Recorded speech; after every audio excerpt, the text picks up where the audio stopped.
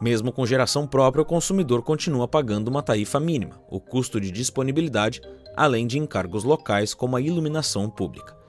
E além disso tudo, desde 2023, passou a valer o tal do Fio B, uma cobrança que muita gente só descobre depois de instalar o sistema solar. Na prática, o Fio B é uma parte da conta que serve para pagar o uso da rede elétrica. Mesmo quem gera sua própria energia continua usando essa rede, seja para mandar o que sobra ou pegar o que falta. E agora, quem instala painéis solares precisa pagar uma parte desse custo. Antes, esse valor era totalmente abatido da fatura, mas a Lei 14.300 mudou isso. Em 2023 começou a cobrança de 15%, em 2024 subiu para 30% e em 2025 quem instalou o sistema depois de janeiro de 2023 já está pagando 45% do Fio B. Esse valor varia de região para região e em alguns lugares o impacto é grande. No Pará, por exemplo, o cliente deixa de ganhar quase R$ 180 de crédito por mês, mesmo injetando 1.000 kWh na rede. Isso porque quase metade do valor da energia gerada não é mais compensado. É por isso que chamam ela de taxação do sol. A economia continua existindo, mas agora vem com um desconto que pouca gente menciona antes da instalação. E é justamente aí que mora a frustração.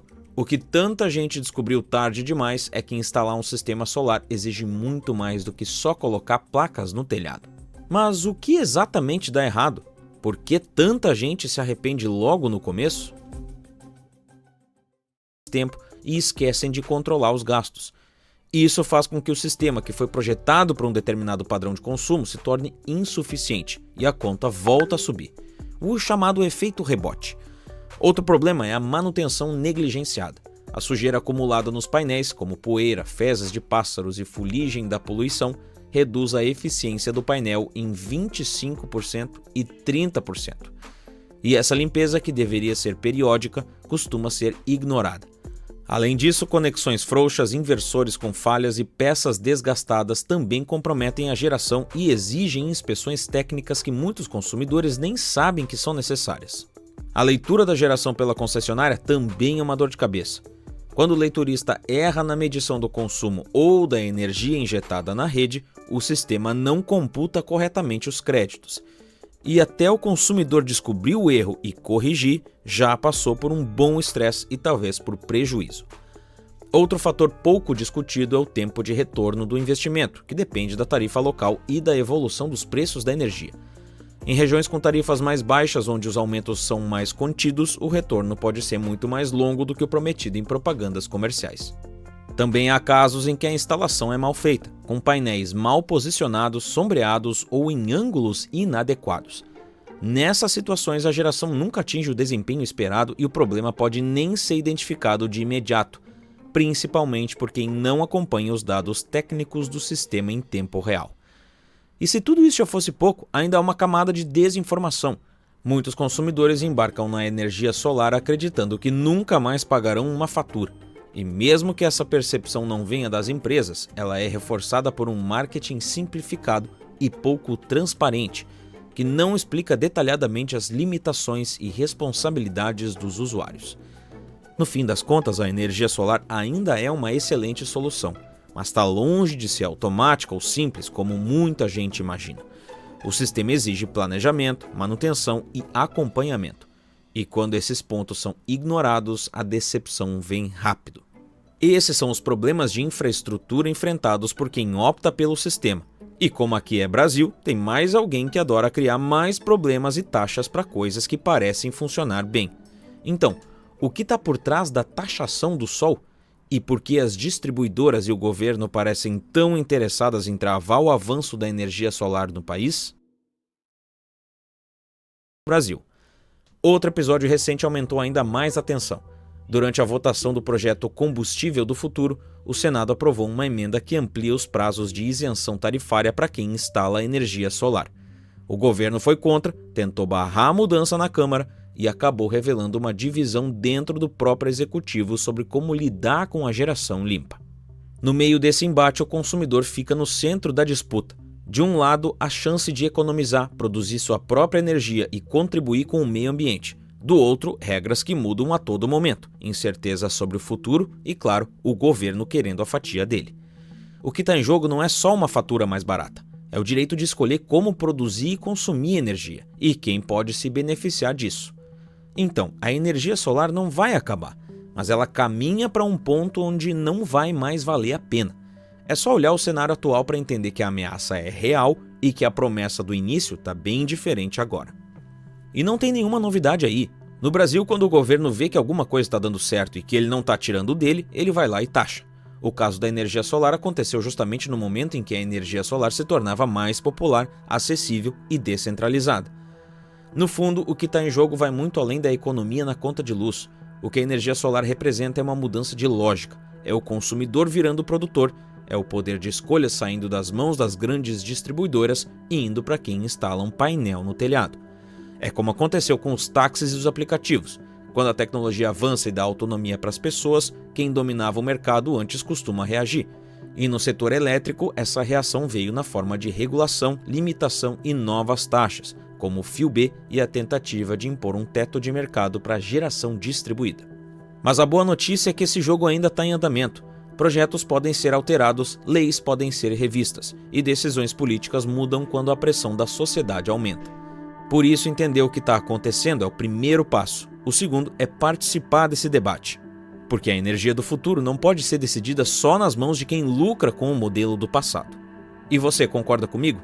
E o que acha dessa taxação do sol aqui no Brasil, que promete economia, mas entrega uma conta ainda mais complicada? Comenta aqui embaixo e me diz se você também se frustrou com o sistema de energia solar. Nos últimos anos, o Brasil viu um crescimento na instalação de painéis solares, com todo mundo acreditando numa ideia simples: gerar a própria energia e economizar na conta de luz. Só que a realidade bateu diferente. A conta continuou vindo e o investimento que parecia promissor deixou muita gente frustrada. Isso por conta de regras confusas, cobranças escondidas e mudanças na lei. E enquanto o consumidor tenta entender o que deu errado, políticos e distribuidoras se unem para travar o avanço da geração solar no Brasil, com o apoio do próprio governo. Mas o que está por trás da taxação do sol? Por que tanta gente está se decepcionando com a energia solar?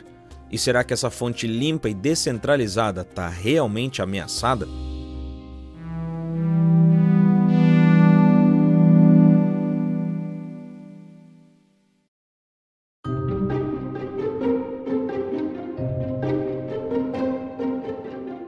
A energia solar vive um boom no Brasil desde 2012, quando a ANEEL criou uma regra que virou o jogo: a Resolução Normativa número 482.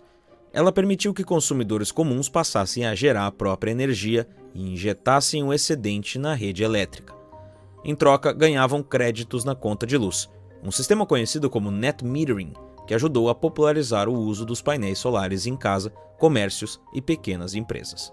Com isso, a energia solar se tornou a segunda maior fonte da matriz elétrica brasileira. São mais de 48 gigawatts de capacidade instalada, sendo que 2/3 vêm da geração distribuída, aquela feita fora das grandes usinas, diretamente no telhado das pessoas. Mas para entender como essa conta funciona, é importante saber que existem 3 modelos de sistema solar.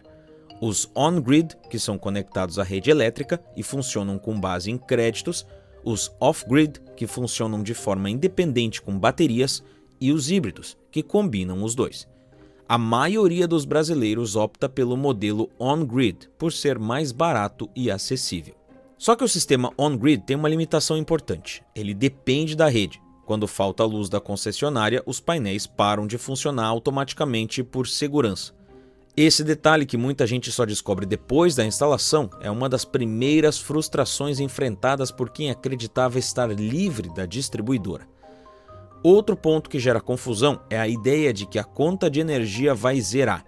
Isso não acontece. Mesmo com geração própria, o consumidor continua pagando uma tarifa mínima, o custo de disponibilidade, além de encargos locais como a iluminação pública. E além disso tudo, desde 2023, passou a valer o tal do Fio B, uma cobrança que muita gente só descobre depois de instalar o sistema solar. Na prática, o Fio B é uma parte da conta que serve para pagar o uso da rede elétrica. Mesmo quem gera sua própria energia continua usando essa rede. seja para mandar o que sobra ou pegar o que falta. E agora, quem instala painéis solares precisa pagar uma parte desse custo. Antes, esse valor era totalmente abatido da fatura, mas a Lei 14.300 mudou isso. Em 2023 começou a cobrança de 15%, em 2024 subiu para 30% e em 2025 quem instalou o sistema depois de janeiro de 2023 já está pagando 45% do fio B. Esse valor varia de região para região e em alguns lugares o impacto é grande. No Pará, por exemplo, o cliente deixa de ganhar quase R$ 180 de crédito por mês, mesmo injetando 1.000 kWh na rede. Isso porque quase metade do valor da energia gerada não é mais compensado. É por isso que chamam ela de taxação do sol. A economia continua existindo, mas agora vem com um desconto, que pouca gente menciona antes da instalação. E é justamente aí que mora a frustração. O que tanta gente descobriu tarde demais é que instalar um sistema solar exige muito mais do que só colocar placas no telhado. Mas o que exatamente dá errado? Por que tanta gente se arrepende logo no começo? Ligam o ar-condicionado por mais tempo e esquecem de controlar os gastos. Isso faz com que o sistema que foi projetado para um determinado padrão de consumo se torne insuficiente e a conta volta a subir. O chamado efeito rebote. Outro problema é a manutenção negligenciada. A sujeira acumulada nos painéis, como poeira, fezes de pássaros e fuligem da poluição, reduz a eficiência do painel em 25% e 30%. E essa limpeza, que deveria ser periódica, costuma ser ignorada. Além disso, conexões frouxas, inversores com falhas e peças desgastadas também comprometem a geração e exigem inspeções técnicas que muitos consumidores nem sabem que são necessárias. A leitura da geração pela concessionária também é uma dor de cabeça. Quando o leiturista erra na medição do consumo ou da energia injetada na rede, o sistema não computa corretamente os créditos. E até o consumidor descobrir o erro e corrigir, já passou por um bom estresse e talvez por prejuízo. Outro fator pouco discutido é o tempo de retorno do investimento, que depende da tarifa local e da evolução dos preços da energia. Em regiões com tarifas mais baixas, onde os aumentos são mais contidos, o retorno pode ser muito mais longo do que o prometido em propagandas comerciais. Também há casos em que a instalação é mal feita, com painéis mal posicionados, sombreados ou em ângulos inadequados. Nessas situações, a geração nunca atinge o desempenho esperado e o problema pode nem ser identificado de imediato, principalmente por quem não acompanha os dados técnicos do sistema em tempo real. E se tudo isso já fosse pouco, ainda há uma camada de desinformação.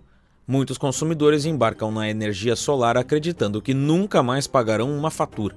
E mesmo que essa percepção não venha das empresas, ela é reforçada por um marketing simplificado e pouco transparente, que não explica detalhadamente as limitações e responsabilidades dos usuários. No fim das contas, a energia solar ainda é uma excelente solução, mas está longe de ser automática ou simples como muita gente imagina. O sistema exige planejamento, manutenção e acompanhamento. E quando esses pontos são ignorados, a decepção vem rápido. Esses são os problemas de infraestrutura enfrentados por quem opta pelo sistema. E como aqui é Brasil, tem mais alguém que adora criar mais problemas e taxas para coisas que parecem funcionar bem. Então, o que está por trás da taxação do sol? E por que as distribuidoras e o governo parecem tão interessadas em travar o avanço da energia solar no país? Outro episódio recente aumentou ainda mais a tensão. Durante a votação do projeto Combustível do Futuro, o Senado aprovou uma emenda que amplia os prazos de isenção tarifária para quem instala energia solar. O governo foi contra, tentou barrar a mudança na Câmara e acabou revelando uma divisão dentro do próprio executivo sobre como lidar com a geração limpa. No meio desse embate, o consumidor fica no centro da disputa.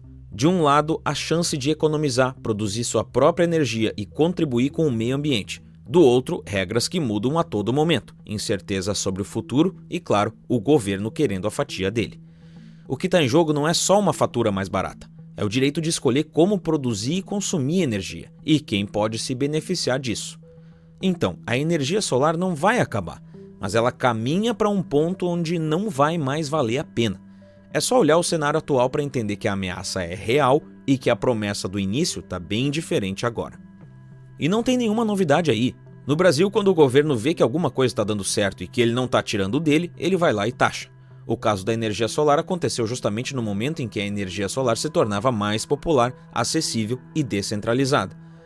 No fundo, o que está em jogo vai muito além da economia na conta de luz. O que a energia solar representa é uma mudança de lógica. É o consumidor virando produtor, é o poder de escolha saindo das mãos das grandes distribuidoras e indo para quem instala um painel no telhado. É como aconteceu com os táxis e os aplicativos. Quando a tecnologia avança e dá autonomia para as pessoas, quem dominava o mercado antes costuma reagir.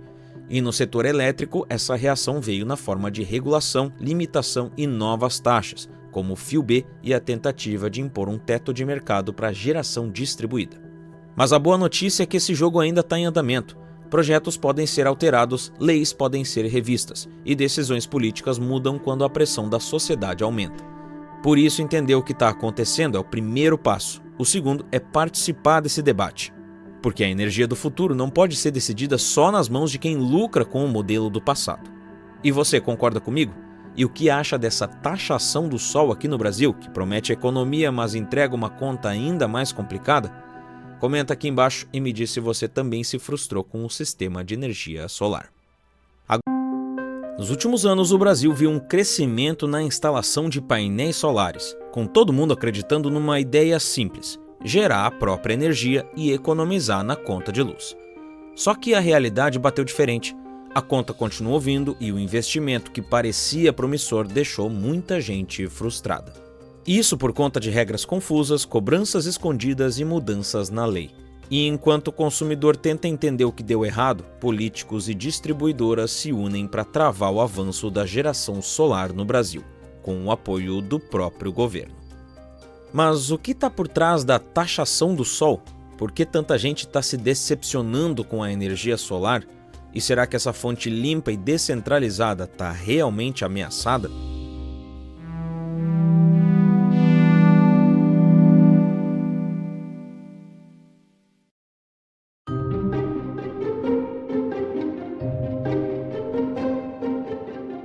A energia solar vive um boom no Brasil desde 2012, quando a ANEEL criou uma regra que virou o jogo: a Resolução Normativa número 482. Ela permitiu que consumidores comuns passassem a gerar a própria energia e injetassem o excedente na rede elétrica. Em troca, ganhavam créditos na conta de luz, um sistema conhecido como net metering, que ajudou a popularizar o uso dos painéis solares em casa, comércios e pequenas empresas. Com isso, a energia solar se tornou a segunda maior fonte da matriz elétrica brasileira. São mais de 48 gigawatts de capacidade instalada, sendo que 2/3 vêm da geração distribuída, aquela feita fora das grandes usinas, diretamente no telhado das pessoas. Mas para entender como essa conta funciona, é importante saber que existem 3 modelos de sistema solar. Os on-grid, que são conectados à rede elétrica e funcionam com base em créditos, os off-grid, que funcionam de forma independente com baterias, e os híbridos, que combinam os dois. A maioria dos brasileiros opta pelo modelo on-grid, por ser mais barato e acessível. Só que o sistema on-grid tem uma limitação importante: ele depende da rede. Quando falta a luz da concessionária, os painéis param de funcionar automaticamente por segurança. Esse detalhe, que muita gente só descobre depois da instalação, é uma das primeiras frustrações enfrentadas por quem acreditava estar livre da distribuidora. Outro ponto que gera confusão é a ideia de que a conta de energia vai zerar. Isso não acontece. Mesmo com geração própria, o consumidor continua pagando uma tarifa mínima, o custo de disponibilidade, além de encargos locais como a iluminação pública. E além disso tudo, desde 2023, passou a valer o tal do Fio B, uma cobrança que muita gente só descobre depois de instalar o sistema solar. Na prática, o Fio B é uma parte da conta que serve para pagar o uso da rede elétrica. Mesmo quem gera sua própria energia continua usando essa rede, seja para mandar o que sobra ou pegar o que falta. E agora, quem instala painéis solares precisa pagar uma parte desse custo. Antes, esse valor era totalmente abatido da fatura, mas a Lei 14.300 mudou isso. Em 2023 começou a cobrança de 15%, em 2024 subiu para 30% e em 2025 quem instalou o sistema depois de janeiro de 2023 já está pagando 45% do Fio B.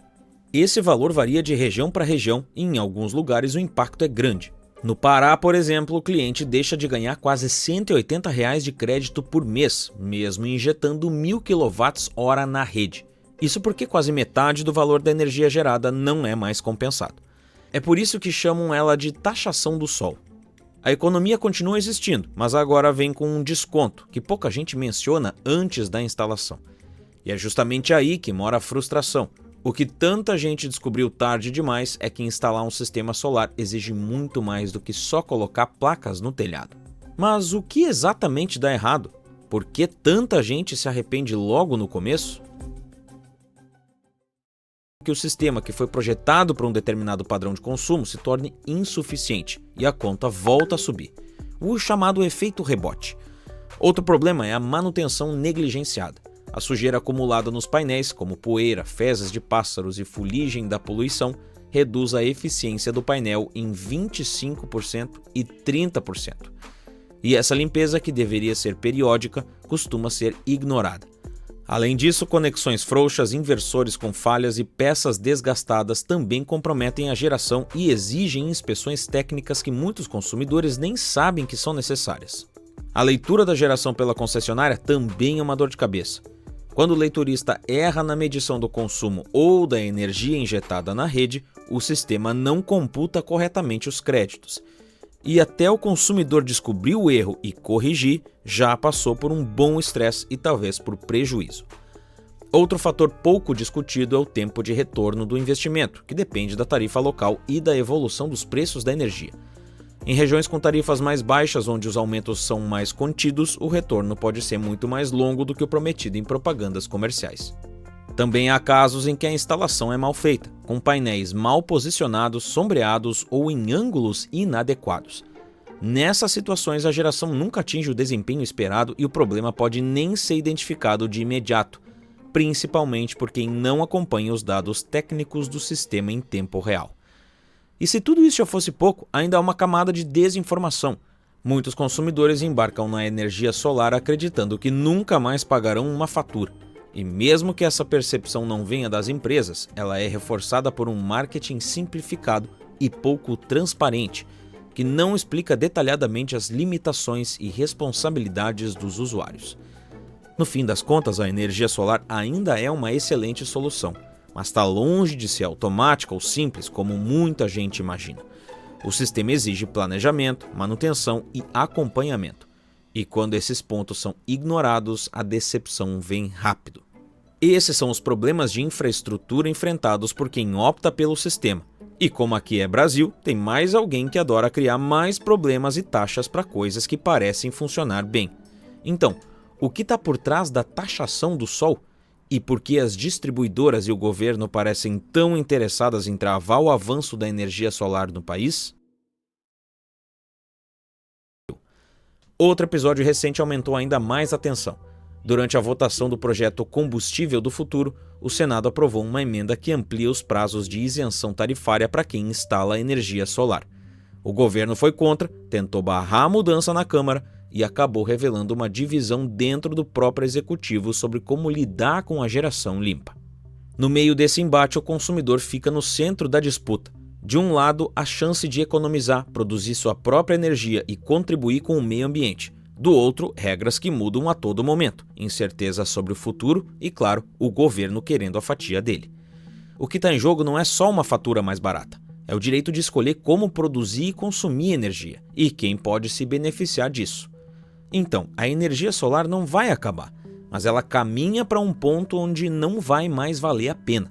É só olhar o cenário atual para entender que a ameaça é real e que a promessa do início está bem diferente agora. E não tem nenhuma novidade aí. No Brasil, quando o governo vê que alguma coisa está dando certo e que ele não está tirando dele, ele vai lá e taxa. O caso da energia solar aconteceu justamente no momento em que a energia solar se tornava mais popular, acessível e descentralizada. No fundo, o que está em jogo vai muito além da economia na conta de luz. O que a energia solar representa é uma mudança de lógica. É o consumidor virando produtor, é o poder de escolha saindo das mãos das grandes distribuidoras e indo para quem instala um painel no telhado. É como aconteceu com os táxis e os aplicativos. Quando a tecnologia avança e dá autonomia para as pessoas, quem dominava o mercado antes costuma reagir. E no setor elétrico, essa reação veio na forma de regulação, limitação e novas taxas, como o Fio B e a tentativa de impor um teto de mercado para geração distribuída. Mas a boa notícia é que esse jogo ainda está em andamento.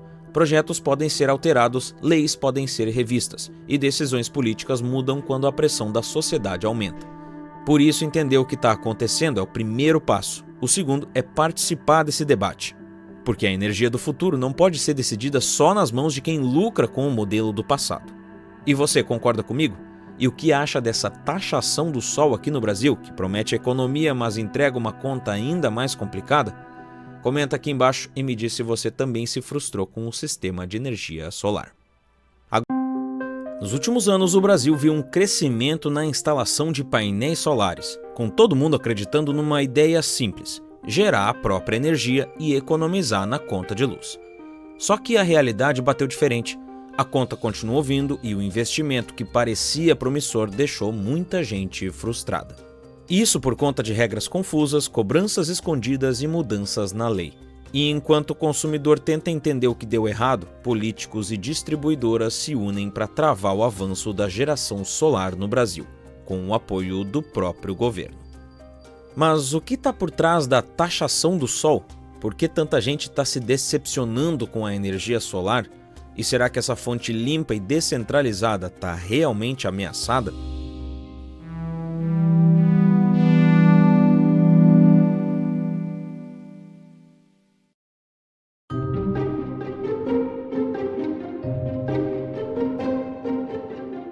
A energia solar vive um boom no Brasil desde 2012, quando a ANEEL criou uma regra que virou o jogo: a Resolução Normativa número 482.